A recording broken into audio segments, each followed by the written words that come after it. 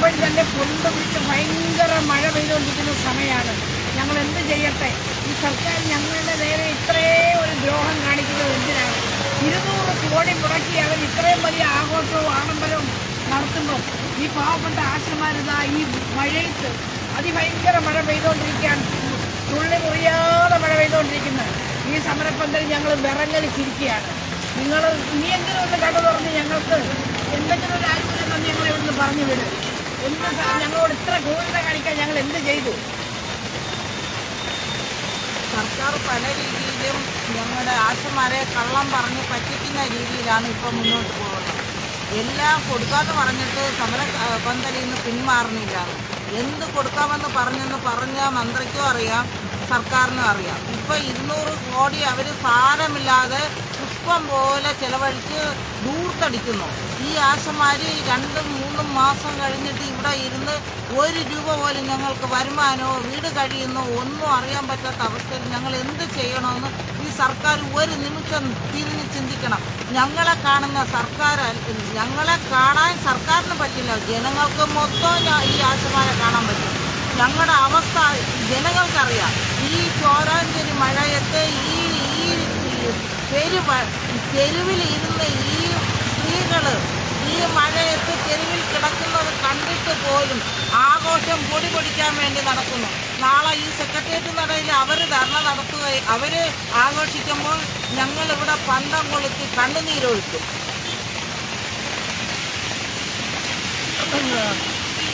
സർക്കാരിൻ്റെ 4ാം വാർഷിക പരിപാടി നടക്കുന്ന വേളയിൽ ആശാവർക്കർമാർ നടത്തുന്ന അതിജീവന സമരം 100ാം ദിവസത്തിലേക്ക് കടക്കുകയാണ്.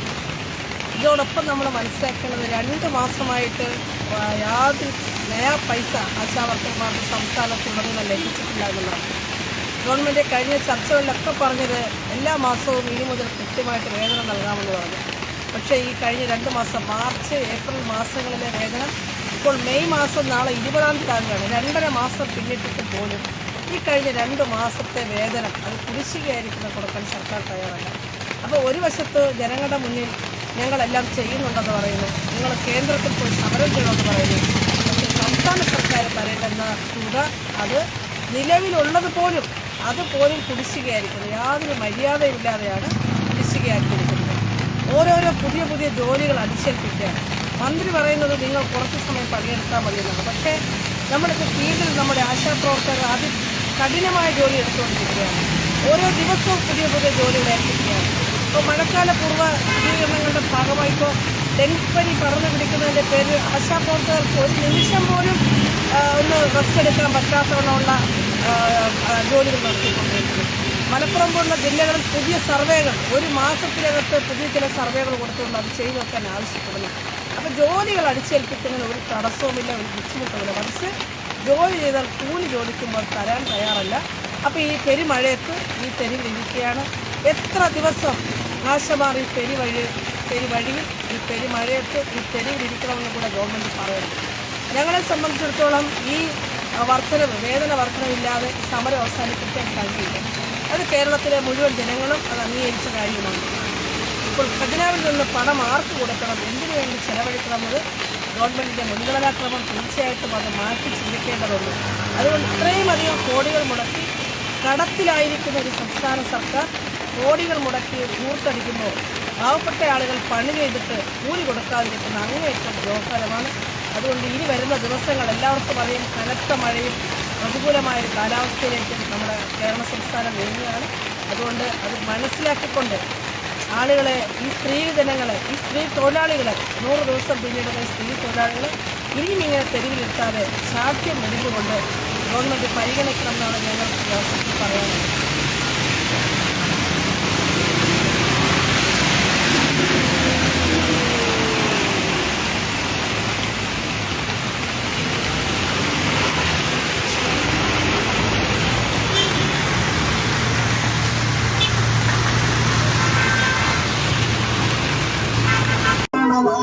പടർന്ന നാളിലൊക്കെ ആർദ്രമായി ജീവനെ മറന്നുയർന്ന സേവനങ്ങൾ ചെയ്തതും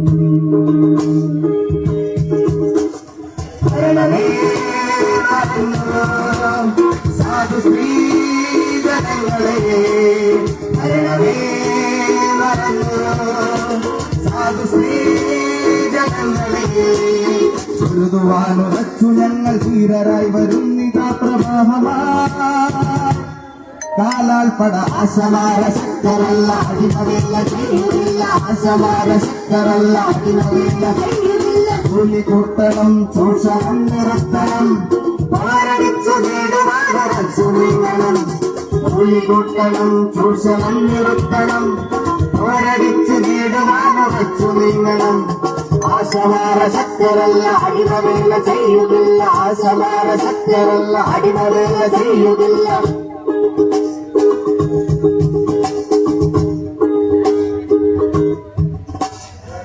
വിശ്വജീവിതങ്ങളാണ് നഷ്ടബോധമൊന്നുമില്ല വിജയ വൈജയന്തി പാറും ആ പ്രഭാത മകളെയല്ല വിശ്വജീവിതങ്ങളാണ് നഷ്ടബോധമൊന്നുമില്ല വിജയ വൈജയന്തി പാറും ആ പ്രഭാത മകളെയല്ല സംഘശക്തിയാൽ തകർത്തിടും ദുരാധയെ പ്രമത്ത ചൂഷണം നിറഞ്ഞ കോട്ട കൊത്തളങ്ങളെ സംഘശക്തിയാൽ തകർത്തിടും ദുരാധയെ പ്രമത്ത ചൂഷണം നിറഞ്ഞ കോട്ട കൊത്തളങ്ങളെ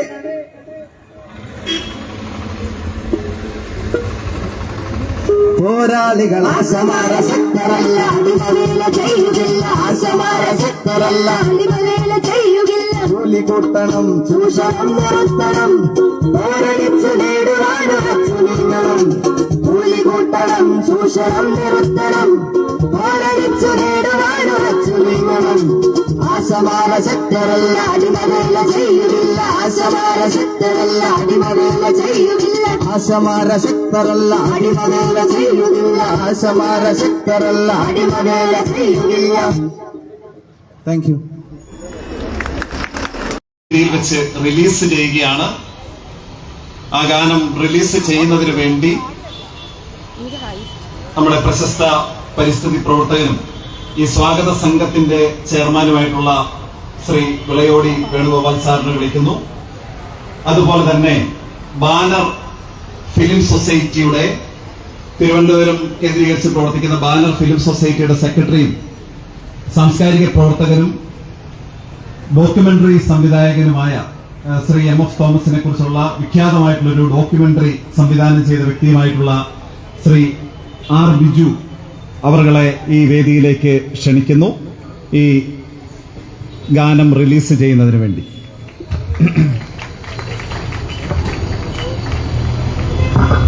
ശ്രീ ആർ ബിജു ശ്രീ വിളയോടി വേണുഗോപാലിന് CD നൽകിക്കൊണ്ട് റിലീസ് ചെയ്യുന്നു.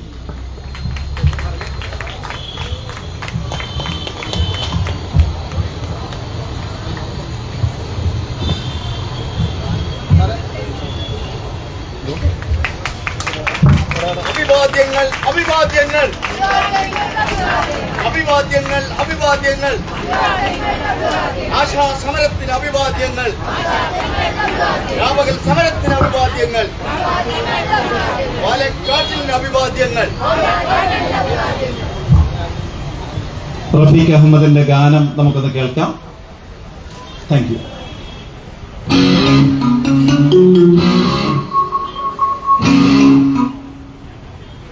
വേദിയിലേക്ക് ഫോർവേഡ് ബ്ലോക്കിന്റെ സംസ്ഥാന കമ്മിറ്റി അംഗം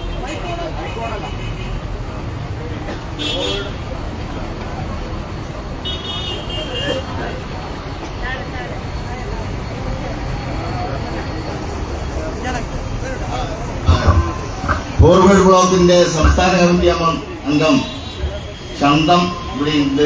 അവരെ വേദിയിലേക്ക് ക്ഷണിക്കുന്നു. അതുപോലെ തന്നെ ILP യുടെ ജില്ലാ സെക്രട്ടറി